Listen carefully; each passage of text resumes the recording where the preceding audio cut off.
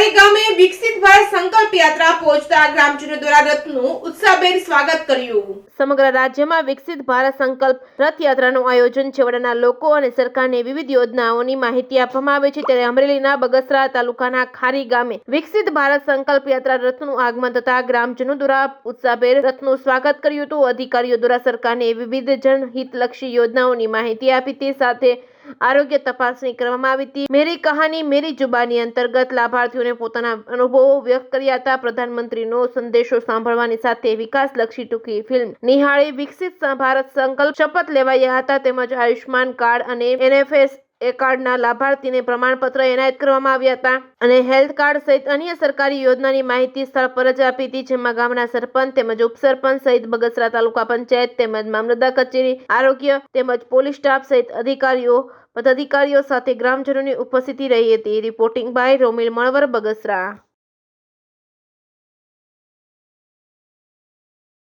ખારી ગામે પણ આયોજન થયું, શું કહેશો? હું પ્રદીપ ભાકર, બગસરા તાલુકા ભાજપ પ્રમુખ। આજરોજ બગસરા તાલુકાના ખારી ગામે વિકસિત ભારત સરકાર ગેરંટીવાળી સરકારની ગાડી આજે આવેલ છે ખારી ગામની અંદર।